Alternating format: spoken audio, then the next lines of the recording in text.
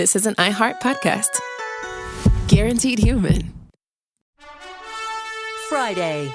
Kick off the Winter Olympics in style with the opening ceremony from Italy, featuring a special performance by Mariah Carey. Celebrate the greatest athletes from around the globe as they come together to go for gold. Lindsey Vonn, sensational! The opening ceremony of the Winter Olympics. Ilya Malinin. Redefining the sport. Friday at 8 Eastern, 7 Central on NBC and Peacock.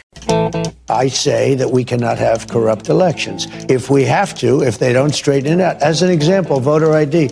Why don't the Democrats want voter ID? You know who does want voter ID? Democrat voters want it, but Democrat politicians don't.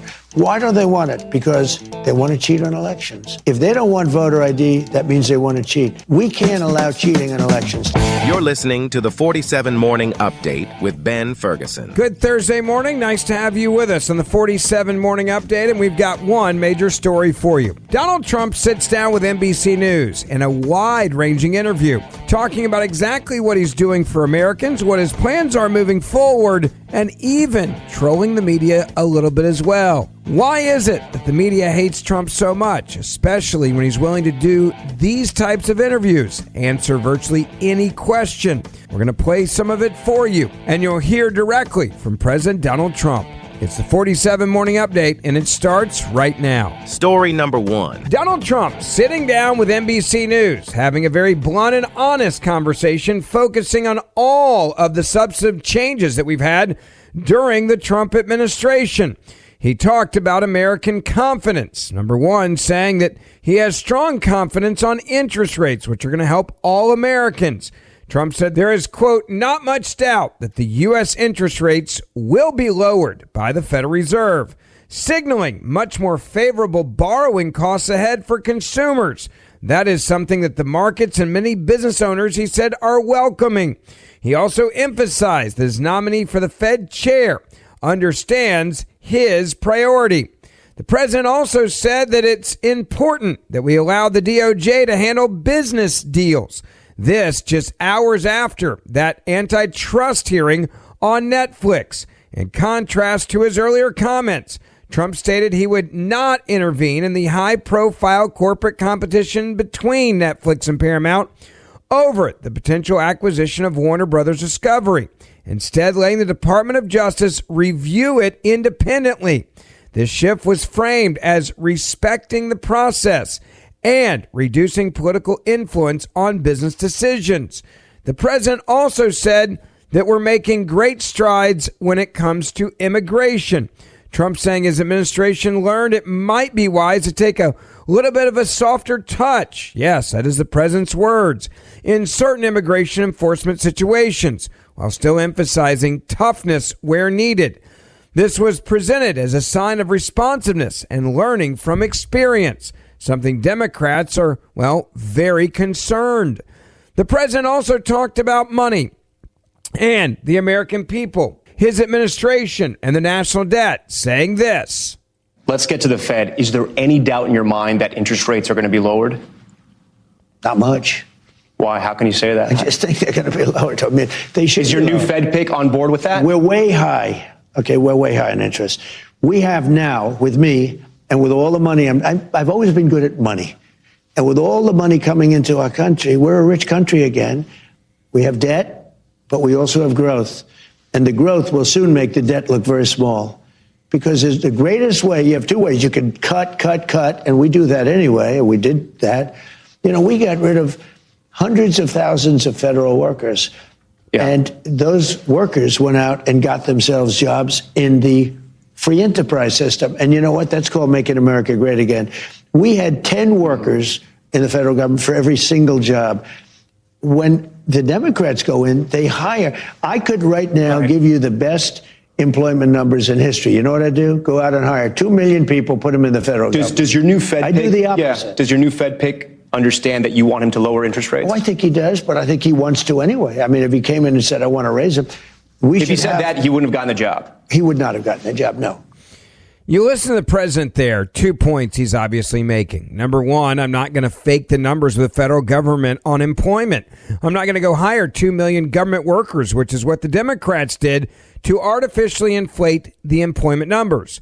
He said, I can give you the best employment numbers in history, but guess what? You as a taxpayer are going to be paying for it. And he's also talking about how it's important to have a Fed chairman that understands that Americans need someone on their side to help them survive.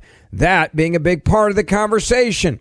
Now, Donald Trump also moved on to foreign policy issues, talking about what's happening in Iran. The president saying this to NBC News. Should the supreme leader in Iran be worried right now? I would say he should be very worried, yeah. He should be. As you know, they're negotiating with us. I know they are, but the protesters have said, where are the Americans? You promised them we would have their back. Do we still have their back? Well, we've had their back, and look, that country's a mess right now because of us. We went in, we wiped out their nuclear. So that's the question. If we wiped them out, we have peace in the Middle East.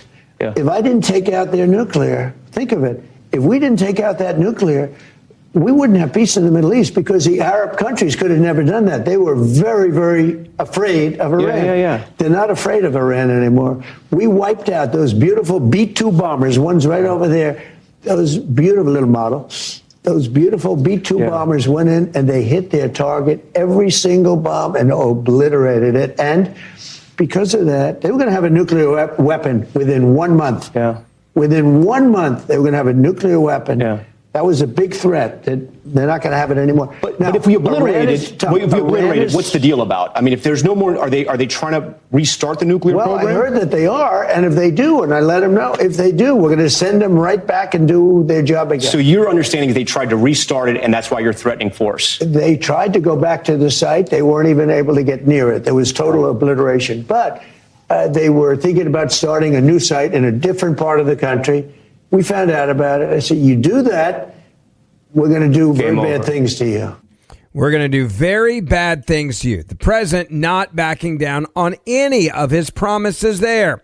The President Trump also asked the, of course, obsession question by the media, and that is that somehow he's going to stay in office for like a third term.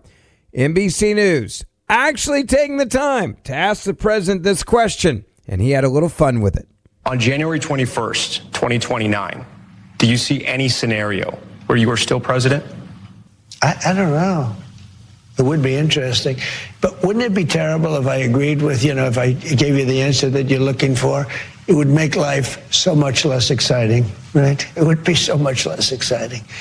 But I only do this for one reason. Make America great again. And that's what we're doing. We're making America great again, greater than ever before. Our country is greater than ever before. The president obviously having a little fun there with NBC News, not answering the question the way they wanted to, smiling from ear to ear, knowing that that was going to trigger them. Now back to the serious issues at hand. One of the things the president talked about was getting rid of excess government waste, fraud, and abuse. And one of the examples of that is what he's been talking about with the Federal Reserve building. He is furious over the costs and then the cost overruns. The president asked about it, and this is what he said: the American people are sick and tired of government abuse of your tax dollars. There's been bipartisan suggestions that the criminal investigation to the current Fed chair, Jerome Powell, is payback, right? For not lowering interest rates, but also for when he was in that sort of news conference with you with the hard hats and he was shaking his head and showing you the papers and disagreeing with you in public. Is that why he's under criminal investigation? He was very respectful to me. He wasn't just, he was explaining to me. Yeah. I'm asking him, why are you spending almost $4 billion on a very small little complex of buildings? It's the highest price per square foot. He's renovating buildings for $3 to $4 billion. And this Fed chair that I have I think is going to be great. He might not have a home because this guy has spent so much money. And I looked, it's a see-through. There's nothing inside. They are spending money. He's in charge of the project. Yeah. This is the Federal Reserve building I'm talking about. It's a very small little, it's actually a couple of little buildings.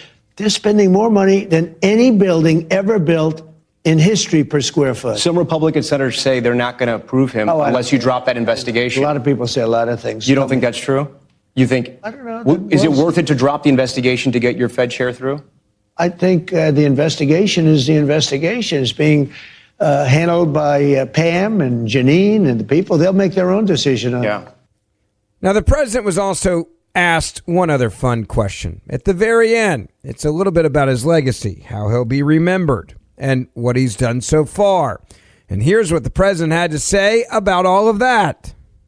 Do you think at one point people will talk about you when they talk about presidents like Washington and Lincoln? Is that something you think is going to happen? All I know is this. It's such an honor. But all I know, I'm walking down, and everyone's screaming, "Goat, goat." I said, what are they talking about? I hope they're right. Not for me, but for the country. Because if I do a great job, that means the country is doing well.